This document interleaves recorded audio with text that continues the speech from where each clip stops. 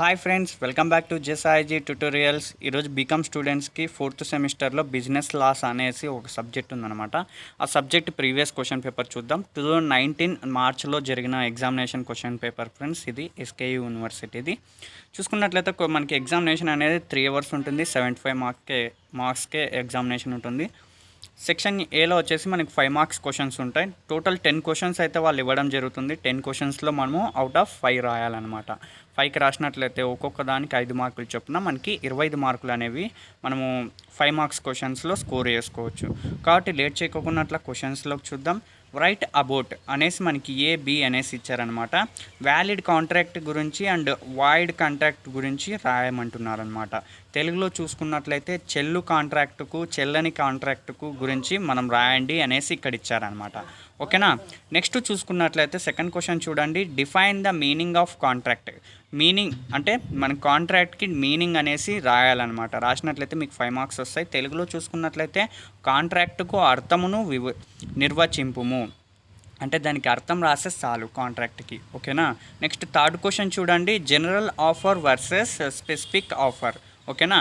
మనకి general ఆఫర్కి specific ఆఫర్కి ఎటువంటి తేడా ఉంటుంది అనేసి, అంటే రెండింటి మధ్య వ్యత్యాసం ఏంటి అనేసి రాసినట్లయితే మీకు 5 మార్క్స్ అనేవి వస్తాయన్నమాట. తెలుగులో చూసుకున్నట్లయితే దాన్ని ఏమంటారు అంటే సాధారణ ప్రతిపాదన వర్సెస్ ప్రత్యేక ప్రతిపాదన అంటారు.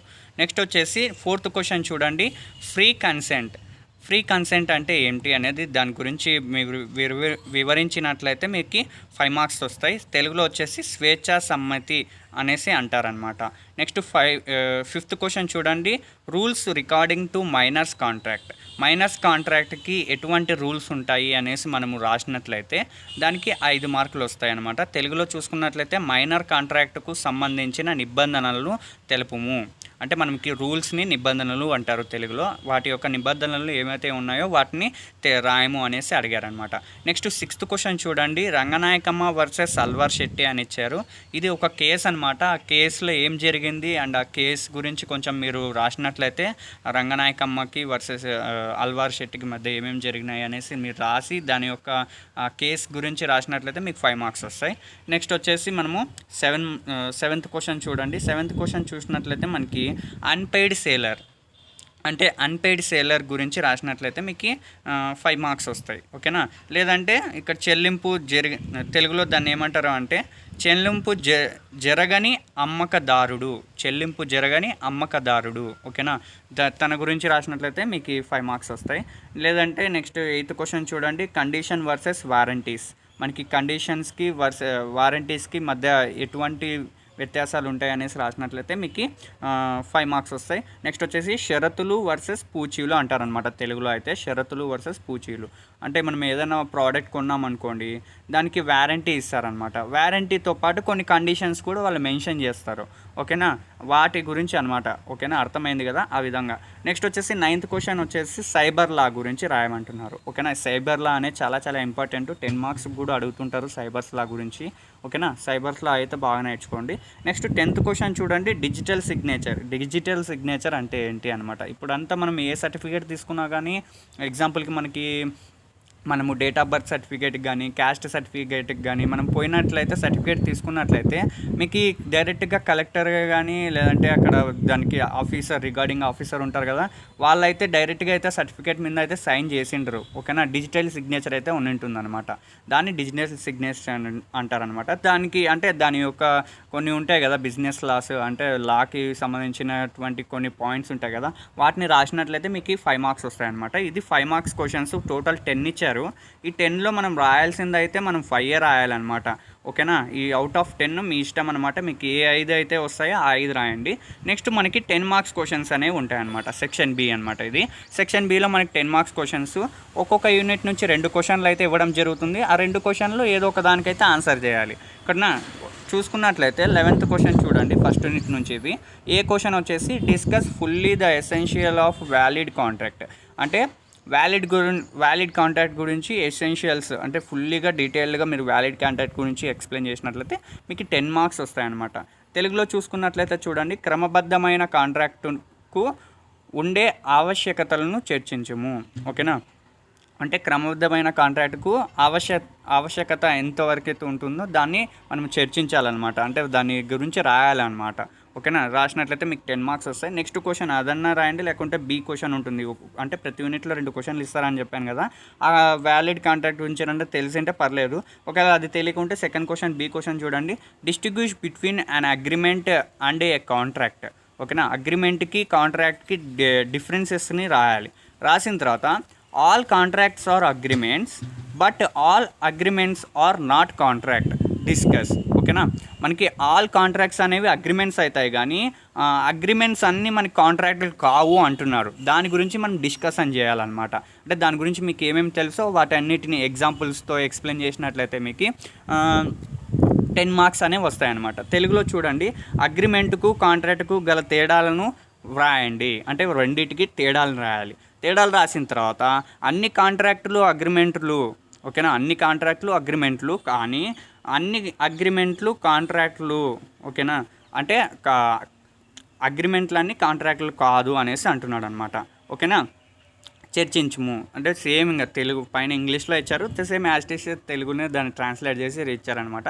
మీకు తెలుగు మీడియం వాళ్ళకు కూడా అర్థమే కావాలి కదా, ఈ క్వశ్చన్ చదవగానే మీకు అప్పుడే అర్థమవుతుంది. దాని గురించి మీరు రాసేసినట్లయితే మీకు 10 మార్క్స్ వస్తాయి. Next 12th question second unit నుంచి చూడండి. సెకండ్ యూనిట్లో వచ్చేసి ఫస్ట్ క్వశ్చన్ ఏ చూడండి, what is an acceptance. Acceptance అంటే ఏంటి అనేసి మనము ఎక్స్ప్లెయిన్ చేయాలన్నమాట. ఎక్స్ప్లెయిన్ చేసిన తర్వాత explain the legal rules regarding valid acceptance. అంటే లీగల్గా మనకి రూల్స్ ఏవైతే ఉంటాయో మనకి రిగార్డింగ్ అంటే వ్యాలిడ్ యాక్సెప్టెన్స్ మీద ఉన్నటువంటి రూల్స్ ఏవైతే ఉంటాయో లీగల్ రూల్స్ వాటిని అన్నిటిని రాయాలన్నమాట. యాక్సెప్టెన్స్ అంటే ఏంటని రాసి తర్వాత దానికి రూల్స్ ఏవైతే ఉన్నాయో వాటిని అన్నిటి రాసినట్లయితే మీకు 10 మార్క్స్ వస్తాయి. ఇక్కడ తెలుగులో చూడండి, స్వీకృతి అనగానేమి అంటే యాక్సెప్టెన్స్ని మన తెలుగులో స్వీకృతి అంటారనమాట. ఆ స్వీకృతి అనగానేమి దానికి డెఫినేషన్ అనేది రాయాలి. ఓకేనా, దానికి అర్థం అనేది రాయాలి. ఓకేనా, రాసిన తర్వాత స్వీకృతి అవసరమైన చట్టబద్ధమైన నియమాలను గూర్చి వివరింపుము. ఓకేనా, దాని గురించి అంటే స్వీకృతి అవసరమైన చట్టబద్ధమైన నియమాలు ఏవైతే ఉన్నాయో, రూల్స్ని మనం నియమాలు అంటారు. నియమాలు ఏవైతే ఉన్నాయో అంటే స్వీకృతి మనకి చట్టబద్ధంగా అవసరమైనప్పుడు నియమాలు ఎటువంటివి అయితే ఉంటాయో వాటిని అన్నింటినీ వివరించాలంటున్నారనమాట. ఓకేనా, వివరించినట్లయితే మీకు 10 మార్క్స్ వస్తాయి. నెక్స్ట్ క్వశ్చన్ చూడండి, ఆర్ అదన్నా రాయండి, లేకుంటే మనకి 2 క్వశ్చన్లు ఉంటాయి ప్రతి యూనిట్ నుంచి. సెకండ్ క్వశ్చన్ చూడండి, సెకండ్ యూనిట్ నుంచి డిఫైన్ కన్సిడరేషన్. కన్సిడరేషన్ గురించి మనకి డెఫినేషన్ రాయాలి, డిఫైన్ చేయాలి. డిఫైన్ చేసిన తర్వాత explain the essentials of a valid consideration. Valid కన్సిడరేషన్కి ఎసెన్షియల్స్ ఏవైతే ఉంటాయో వాటిని రాయాలి అంటున్నారు. ఓకేనా, తెలుగులో చూసుకున్నట్లయితే ప్రతిఫలం అనగానేమి. ఓకేనా, ప్రతిఫలం అనగానేమి, ప్రతిఫలం అంటే ఏంటి అనేసి రాసి తర్వాత క్రమమైన ప్రతిఫలం యొక్క ఆవశ్యకతను తెలుపుము. దాని యొక్క ఆవశ్యకతను మనం తెలపాలి. రాసినట్లయితే దాని అంటే మన ప్రతిపాదనల గురించి మనం వరుసగా ఒక పాయింట్స్ వైజ్గా మనం రాసుకుంటూ వచ్చినట్లయితే మీకు ఈ లెంతీగా క్వశ్చన్ అనేది కనబడుతుంది. కాబట్టి మీకు ఆల్రెడీ దీని గురించి అయితే చదివింటేనే మీకు బాగా రాయగలుగుతారనమాట. తెలుగు మీడియం వాళ్ళు అయితే చదివితేనే వాళ్ళకి అర్థమైపోతుంది, దాన్ని ఎగ్జామినేషన్లో ఈజీగా అయితే రాయగలుగుతారు అనుకుంటున్నాను. ఇంగ్లీష్ మీడియం వాళ్ళు అయితే మీకు కూడా అర్థమయ్యి మీకు కూడా ఓన్గా రాసే టాలెంట్ ఉంది అంటే మీకు కూడా పర్లేదు. కాకపోతే ఇంకా ఇంగ్లీష్కి కొంచెం ఇబ్బందిగా ఉండే వాళ్ళైతే ఎవరైతే ఇంటర్మీడియట్లో తెలుగు మీడియం తీసుకొని అండ్ డిగ్రీకి ఇంగ్లీష్ మీడియంలోకి వచ్చింటారో వాళ్ళకి కొంచెం కష్టం అవుతుంది.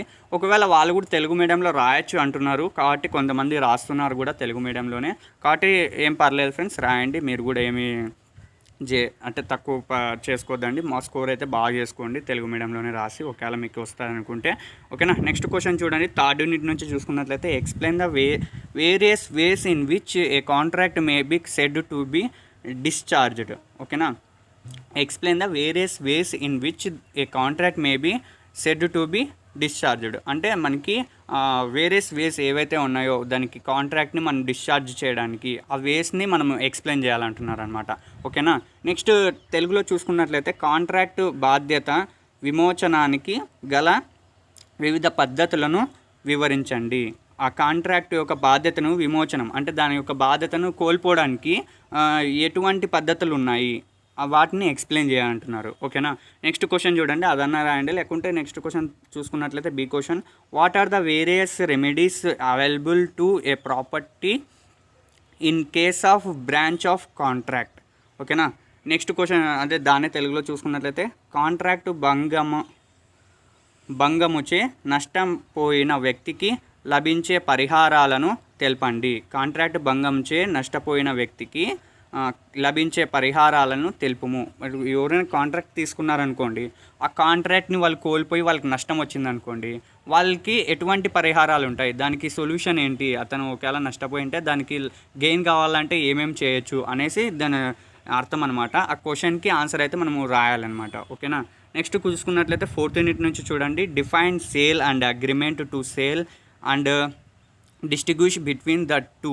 ఓకే, వీటి రెండింటి మధ్య మనం డిఫరెన్సెస్ రాయాలన్నమాట. అంటే సేల్ అంటే ఏంది, అగ్రిమెంట్ టు సేల్. ఓకేనా. అగ్రిమెంట్ టు సేల్కి మధ్య డిఫరెన్సెస్ రాసి డిస్ట్రిబ్యూషన్ చేసి, అంటే డిఫరెన్సెస్ రాసిన తర్వాత దాని గురించి కొంచెం ఎక్స్ప్లెయిన్ చేసినట్లయితే మీకు 10 మార్క్స్ వస్తాయి. నెక్స్ట్ తెలుగులో చూసుకునండి. అమ్మకము నిమిత్తము అగ్రిమెంటును నిర్వచించి వాటి మధ్య గల తేడాలను వివరించండి. అంటే అమ్మకము నిమిత్తము అగ్రిమెంటును, ఓకేనా, అమ్మకం నిమిత్తం అగ్రిమెంట్కి నిర్వచించి, అంటే వాటి యొక్క డెఫినేషన్స్ రాసి వాటి మధ్య తేడాలను రాసినట్లయితే మీకు దాని గురించి వివరించినట్లయితే మీకు 10 మార్క్స్ వస్తాయి. నెక్స్ట్ క్వశ్చన్ చూడండి. బి క్వశ్చన్ చూసుకున్నట్లయితే explain implied conditions and warranties and rights of unpaid vendors. ఓకేనా. క్వశ్చన్ అయితే అర్థమైంది కదా. Explain implied conditions and warranties అంటే వాటి గురించి ఎక్స్ప్లెయిన్ చేసి, అంటే మనకి మొత్తం 3 అనేది ఇచ్చారనమాట. 3 గురించి రాయాలన్నమాట. కండిషన్స్ గురించి, ఇంప్లైడ్ కండిషన్స్ గురించి రాయాలి, అండ్ వారంటీస్ గురించి రాయాలి, and rights of unpaid vendors గురించి రాయాలి. వీళ్ళు ముగ్గురు గురించి రాసినట్లయితే మీకు 10 మార్క్స్ వస్తాయి. తెలుగులో చూసుకున్నట్లయితే ప్రచ్ఛన్న షరతులు అండ్ పూచీలు మరియు చెల్లింపు జరగని అమ్మకం దారుని హక్కులను వివరించండి. ఓకేనా. వారి యొక్క హక్కులని మనము, అంటే ఎవరు హక్కులు, చెల్లింపు జరగని అమ్మకం. ఓకేనా. మనకి అంటే ఇప్పుడు ఈఎంఐలో తీసుకొని ఉంటారు, వాళ్ళకి ఎటువంటి హక్కులు ఉంటాయి అనేసి వాటి గురించి రాయాలన్నమాట. ఓకేనా. పూచీల గురించి అంటే వారంటీస్ గురించి రాయాలి. అంటే మనకి ఏదైనా ప్రోడక్ట్ తీసుకున్నప్పుడు వారంటీ ఇస్తుంటారు, ఆ వారంటీస్ దేని మీద ఉంటాయి, అంటే ఆ వారంటీలో ఏమేమి కండిషన్స్ ఉంటాయి, వాటి అన్నిటి గురించి, వారంటీ అంటే ఏంటి అనేసి గురించి అంతా రాసినట్లయితే మీకు 10 మార్క్స్ వస్తాయి. ఓకేనా. నెక్స్ట్ బి క్వశ్చన్ చూడండి. Explain the cyber law and contract producer. అంటే సైబర్ లా గురించి అండ్ కాంట్రాక్ట్ ప్రొడ్యూసర్ గురించి రాసినట్లయితే మీకు 10 మార్క్స్ వస్తాయి. నెక్స్ట్ తెలుగులో చూసుకున్నట్లయితే సైబర్ చట్టాలను నిర్వచించి కాంట్రాక్టు విధానాలను తెలుపుము. సైబర్ చట్టాలని మనం నిర్వచించేసి అండ్ కాంట్రాక్ట్ ఉంటుంది కదా, దాని యొక్క విధానాలు ఏవైతే ఉంటాయో వాటిని ఎక్స్ప్లెయిన్ చేయాలన్నమాట. నెక్స్ట్ బి క్వశ్చన్ చూడండి. Explain digital signature and safety mechanism. Digital signature గురించి అండ్ సేఫ్టీ మెకానిజం గురించి ఎక్స్ప్లెయిన్ చేసినట్లయితే మీకు 10 మార్క్స్ వస్తాయి. తెలుగులో చూసుకున్నట్లయితే డిజిటల్ సంతకము మరియు యాంత్రీకరణను గురించి వివరించుము. అంటే యాంత్రీకరణ గురించి మనం వివరించాలి అండ్ డిజిటల్ సిగ్నేచర్ గురించి వివరించాలన్నమాట. వాటి వల్ల అడ్వాంటేజెస్ ఉంటాయి, డిసడ్వాంటేజెస్ ఏముంటాయి, అండ్ అవి ఎలా మనం చేస్తాము అనేసి దానికి డెఫినేషన్స్ అవన్నీ రాసినట్లయితే మీకు 10 మార్క్స్ వస్తాయి ఫ్రెండ్స్. ఇది చూసుకున్నట్లయితే బిజినెస్ లా క్వశ్చన్ పేపర్ 2019లో వచ్చేసి ఇది చాలా సులువు ఫ్రెండ్స్. ఒకసారి అయితే చదువుకోండి. మళ్ళీ ఇంకా దీంట్లో మీకు అడ్వాంటేజ్ ఏమంటే మీరు 5 మార్క్స్ క్వశ్చన్ 10 మార్క్స్ క్వశ్చన్స్ నేర్చుకున్నారనుకోండి, దాంట్లోనే ఒక పార్ట్ మనకి 5 మార్క్స్లో అడుగుతారు. ఇక్కడ చూసుకున్నట్లయితే 5th యూనిట్ నుంచి చూడండి. Cyber law and contract producer అని అడిగాడు. సైబర్ లా అనేది మనకి పైన 5 మార్క్స్లో చూసాం. And digital signature and safety మెకానిజంలో చూసుకున్నట్లయితే డిజిటల్ సిగ్నేచర్ గురించి మనకి 5 మార్క్స్లో అడిగారనమాట. ఈ విధంగా మనకి ఒకసారి మనము 10 మార్క్స్ క్వశ్చన్స్ అన్నీ ఏవైతే ఉంటాయో ఇంపార్టెంట్ అవన్నీ ప్రిపేర్ అయినట్లయితే 5 మార్క్స్ క్వశ్చన్స్ కూడా దీంట్లో నుంచే వస్తాయన్నమాట. కాబట్టి ఎవరైతే స్కిప్ చేయకుండా ప్రతి ఒక్క టాపిక్ గురించి తెలుసుకొని చదివి పెట్టుకోండి. ఖచ్చితంగా అయితే మీకు ఐడియా ఉంటుంది కాబట్టి, ఇది థియరీ సబ్జెక్ట్ కాబట్టి మీరు ఈజీగా అయితే రాసేయచ్చు అనమాట. ఓకేనా. Explain the various ways to the which contract. అంటే కాంట్రాక్ట్ గురించి ఇక్కడ చూసుకున్నట్లయితే వ్యాలిడ్ కాంట్రాక్ట్ గురించి డీటెయిల్గా రాయమని అన్నారనమాట. అదే వ్యాలిడ్ కాంట్రాక్టే మనకి పైన 5 మార్క్స్లో కూడా ఇచ్చారు. ఓకేనా. అగ్రిమెంట్స్ గురించి చూసుకున్నట్లయితే అగ్రిమెంట్స్ గురించి కూడా, అంటే కండిషన్స్ వారంటీస్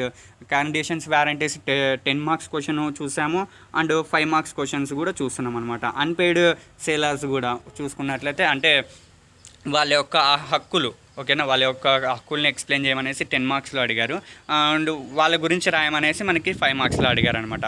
కాబట్టి దాదాపుగా మనము 10 మార్క్స్ అన్నీ ప్రిపేర్ అయినట్లయితే 5 మార్క్స్వి హాయిగా అట్లా రాసేయచ్చు. అండ్ మీకు స్కోర్ కూడా బాగా చేసుకోవచ్చు అనమాట. Thanks for watching friends. ఈ వీడియో మీకు నచ్చినట్లయితే ఖచ్చితంగా లైక్ చేయండి. వేరే వాళ్ళకి ఉపయోగపడుతుంది అనుకుంటే షేర్ చేయండి. మరిన్ని ఇలాంటి క్వశ్చన్ పేపర్ ఎక్స్ప్లెనేషన్ వీడియోస్కి కావాలనుకుంటే నా ఛానల్ని సబ్స్క్రైబ్ అయితే చేసుకోండి ఫ్రెండ్స్, మర్చిపోకండి. Thanks for watching once again friends.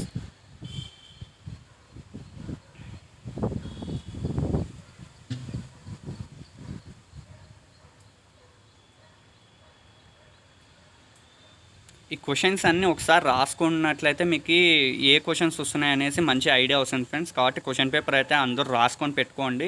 రాసుకున్నట్లయితే మీకు బాగా ఒక ఐడియా ఉంటుంది. ఫిజికల్గా కూడా మీకు అవైలబిలిటీలో ఉంటుంది. కాబట్టి మీకు అంటే ఏవైతే వస్తున్నాయి అనేసి మీకు మంచి ఐడియా అయితే వచ్చేస్తుంది అనమాట. నెక్స్ట్ వీడియోలో అయితే నేను 2020 పేపర్ అయితే ఎక్స్ప్లెయిన్ చేస్తాను. ఓకేనా. ఈ క్వశ్చన్స్ అన్నీ రాసుకోండి ఫ్రెండ్స్. ఖచ్చితంగా అయితే 10 మార్క్స్ అయితే బాగా ప్రిపేర్ కాండి. 10 మార్క్స్లోనే మీకు 5 మార్క్స్ వచ్చేస్తాయి. కాబట్టి ఇంకా మీరు ఏమీ భయపడే అవసరం లేదు. కాబట్టి 5 మార్క్స్కి సపరేటు మళ్ళీ చదవాల్సిన అవసరం ఉండదు. Thanks for watching once again friends. By by now.